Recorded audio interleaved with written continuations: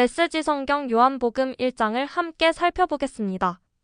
요한복음 1장은 하나님의 말씀과 예수님의 존재에 대해 깊이 이야기합니다. 태초에 말씀이 계셨다.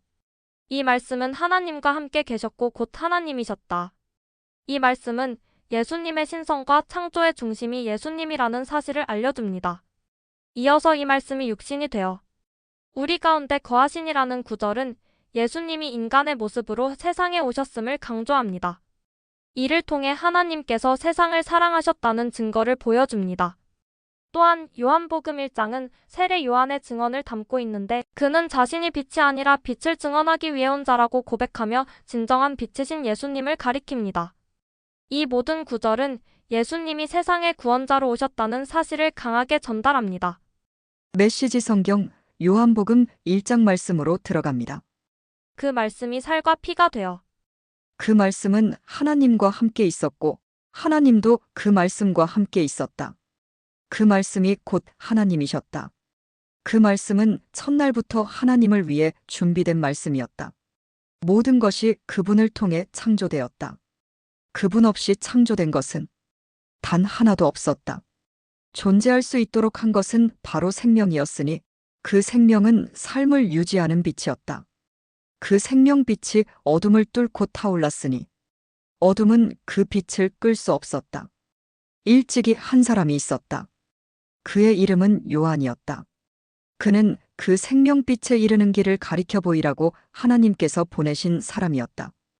그가 온 것은 어디를 보고 누구를 믿어야 할지를 모든 사람에게 보여주기 위해서였다. 요한 자신은 그 빛이 아니었다. 그는 그 빛에 이르는 길을 보여주려고 온 사람이었다. 그 생명빛은 참된 빛이었다. 그분은 생명에 들어가는 사람 누구나 그 빛 속으로 데려가신다. 그분이 세상에 계셨고 세상이 그분을 통해 존재했지만 세상은 그분을 알아보지 못했다. 그분이 자기 백성에게 오셨지만 그들은 그분을 원치 않았다. 그러나 그분을 원했던 이들, 그분이 스스로 말씀하신 그분이며 말씀하신 대로 행하실 분이라고 믿은 이들은 누구나 그들의 참된 자, 곧 하나님의 자녀가 되게 해주셨다. 이들은 피로 난 자도 아니고 육체로 난 자도 아니며 성관계로 난 자도 아닌 하나님에게서 난 사람들이다. 그 말씀이 살과 피가 되어 우리가 사는 곳에 오셨다. 우리는 그 영광을 두 눈으로 보았다. 단 하나뿐인 그 영광은 아버지 같고 아들 같아서 안팎으로 두루 충만하고 처음부터 끝까지 참된 영광이었다. 요한은 그분을 가리켜 외쳤다. 이분이 바로 그분이시다.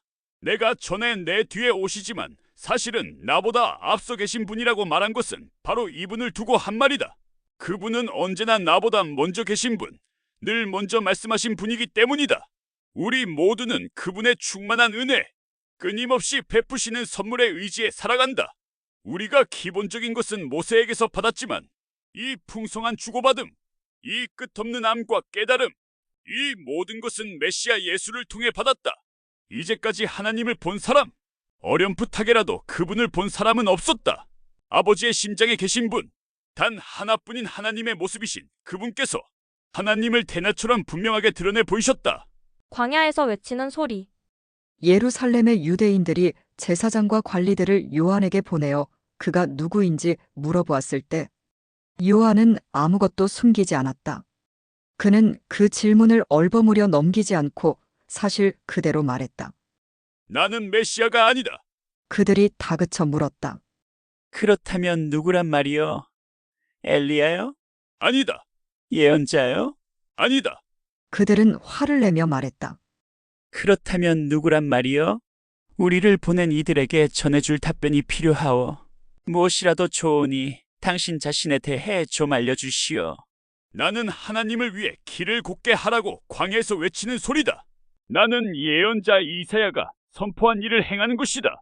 요한에게 질문한 사람들은 바리새인들이 보낸 이들이었다. 이제 그들은 자신들이 궁금해하던 질문을 던졌다. 당신이 메시아도 아니고 엘리야도 아니고 예언자도 아니라면 세례는 왜 주는 겁니까? 요한이 대답했다.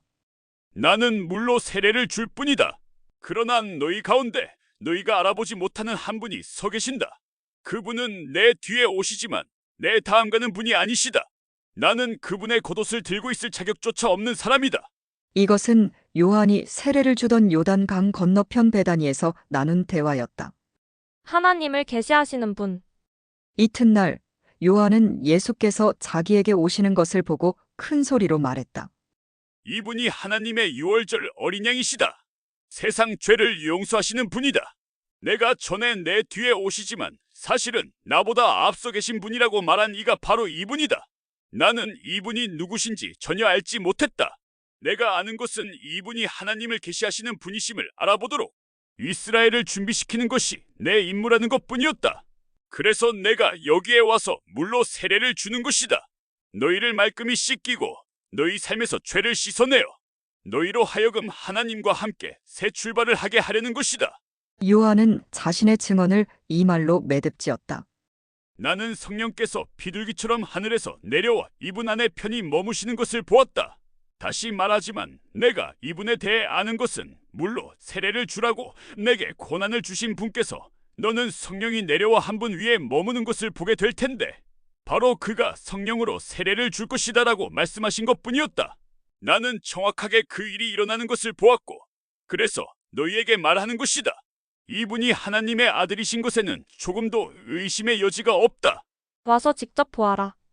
이튿날 요한이 두 제자와 함께 자기 일터에 있다가 예수께서 근처를 지나가시는 것을 보고 말했다. 하나님의 유월절 어린 양이시다. 두 제자는 요한의 말을 듣고 예수를 따라갔다. 예수께서 고개를 돌려 그들을 보시고 말씀하셨다. 무엇을 찾느냐? 그들이 말했다.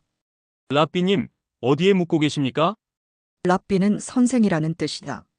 예수께서 대답하셨다. 와서 직접 보아라. 그들은 가서 예수께서 지내시는 곳을 보았고 그날을 그분과 함께 지냈다. 늦은 오후에 일어난 일이었다. 요한의 증언을 듣고 예수를 따라간 두 사람 중 하나는 시몬 베드로의 동생 안드레였다. 그가 예수께서 지내시는 곳을 확인하고 나서 맨 먼저 한 일은 자기 형 시몬을 찾아가 우리가 메시아를 만났다고 알린 것이었다. 메시아는 곧 그리스도다. 그는 즉시 시몬을 예수께로 인도했다. 예수께서 시몬을 쳐다보시고 말씀하셨다. 너는 요한의 아들 시몬이 아니냐? 이제부터 내 이름은 게바다. 게바는 베드로 곧 바위라는 뜻이다. 이튿날 예수께서 갈릴리에 가기로 하셨다. 예수께서 갈릴리에 도착해 빌립과 마주치셨다. 예수께서 말씀하셨다. 가자, 나를 따라오너라. 빌립의 고향은 벳세다였다. 그곳은 안드레와 베드로의 고향이기도 했다.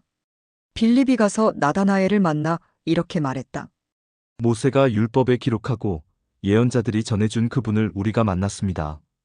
그분은 요셉의 아들 예수라는 분인데 나사렛에서 오셨어요. 나다나엘이 말했다.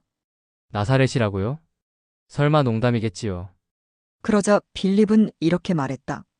와서 직접 보세요. 예수께서 나다나엘이 오는 것을 보시고 말씀하셨다. 저 사람은 참된 이스라엘 사람이다.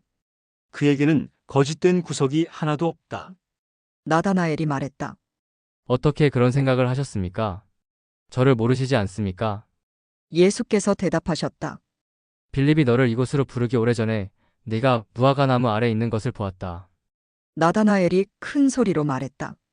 랍비님, 선생님은 하나님의 아들이시며 이스라엘의 왕이십니다. 예수께서 말씀하셨다.